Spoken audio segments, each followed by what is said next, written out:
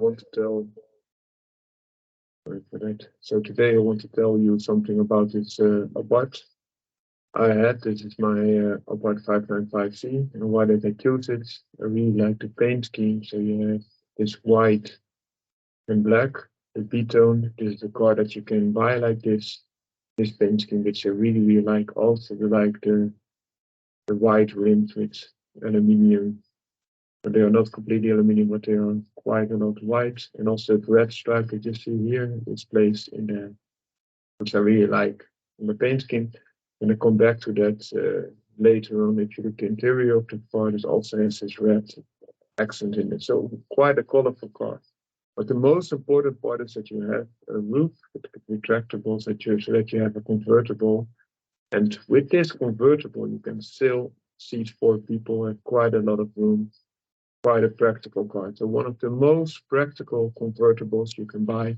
And also being a Abarth is quite a good performer as well. So that gets me to the next shot. You see a little bit more of the details. If it works, it works.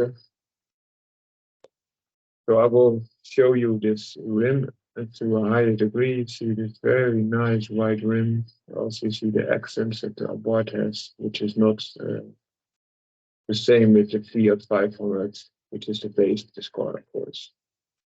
Also, you get all around the car, not Fiat badges, but Abarth badges and the 595. This is Abarth 595 Turismo with an MTA transmission. So an MTA transmission is a robotized manual, so to say. So you have all the benefits of an automatic, still also have to flip it on your steering wheel, which makes it a lot nicer if you want to engage. The next will show you the roof.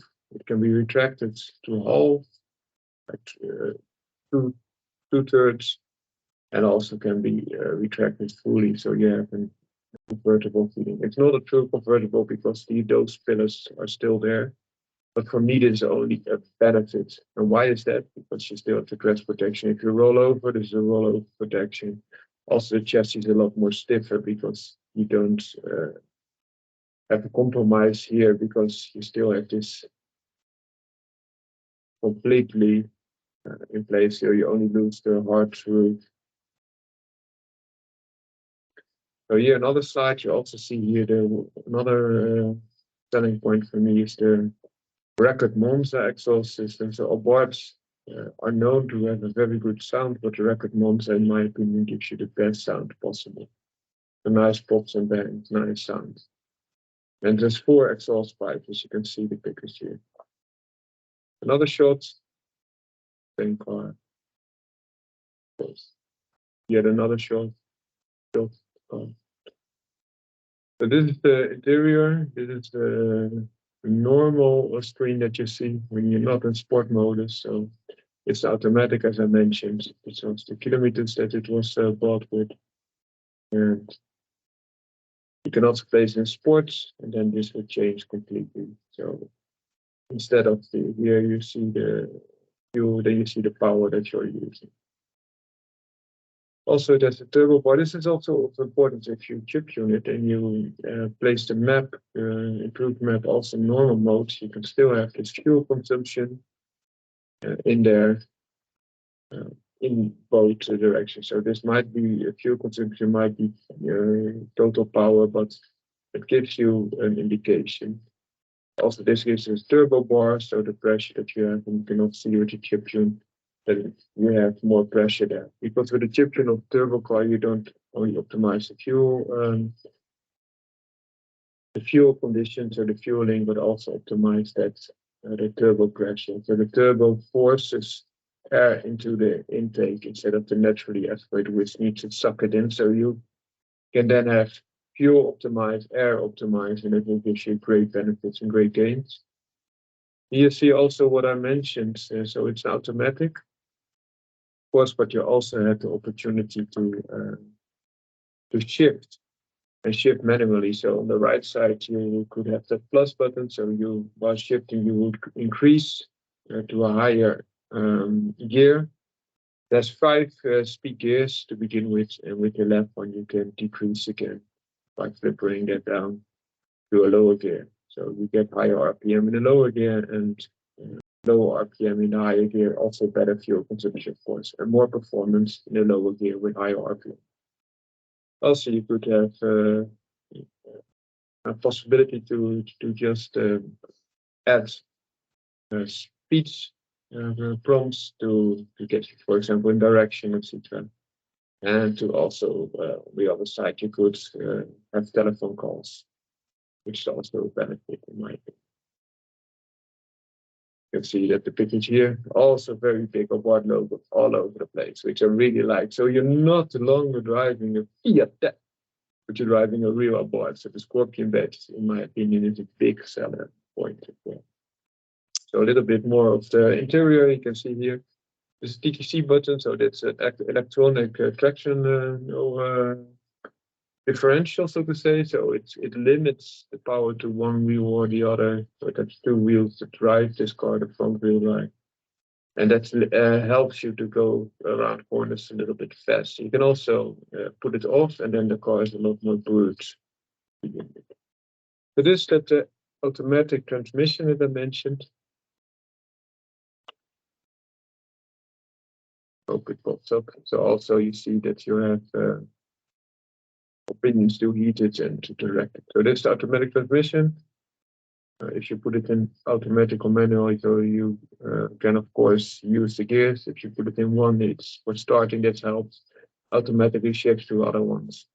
R for reverse and N for neutral. Because remember, this is still a manual transmission car, which is a robot changing gears for you. A little bit more of the display with the ventilation hole, but also the music that is in place.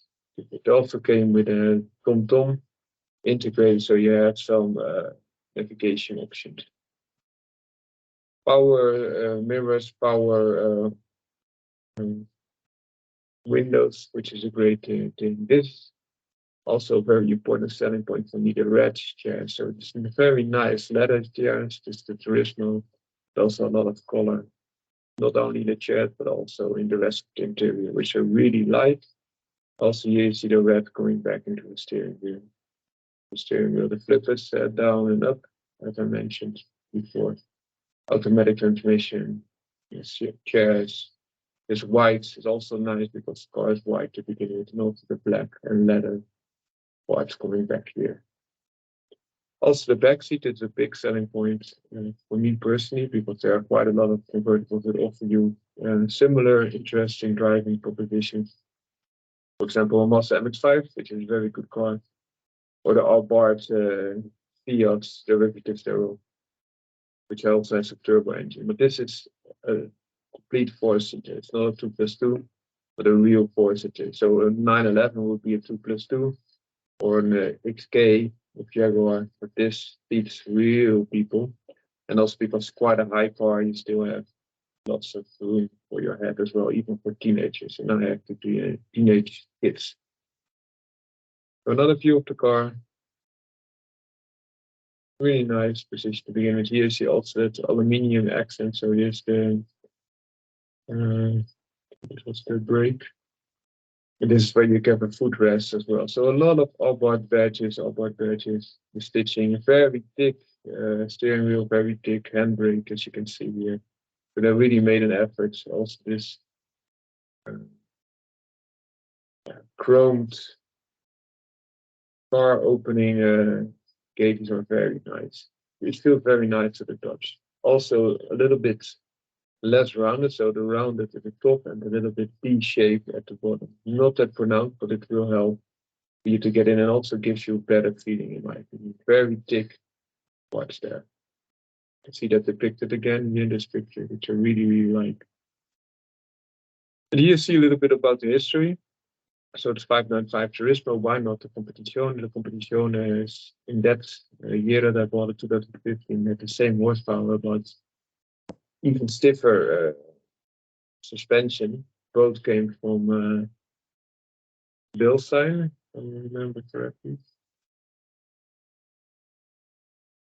But The Turismo offers you the leather option and also a little bit more supple ride. And I want to lower the car, so I did.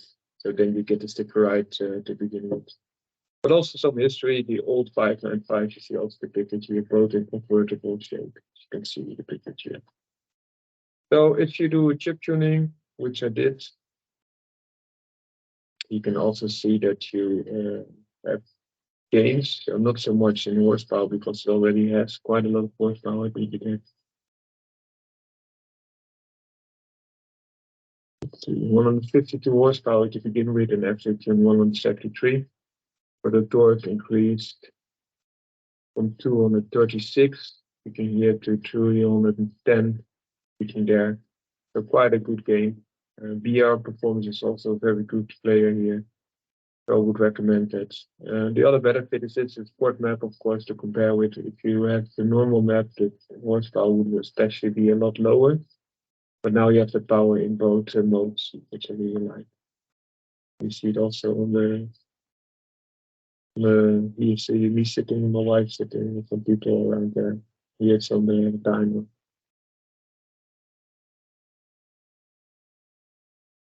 So really a very nice car. This is also the original 595, which I like. There they had to keep it open to have enough room for the engine and also dissipate the heat. Of course, it's a big benefit that is not no longer the case, but very nice car to begin with. Also some original Abarth logos here and showing you some of the history here. Hope that helps. Hope you enjoyed this short video on the introduction of this car and wishing you a great day. Foundry car out.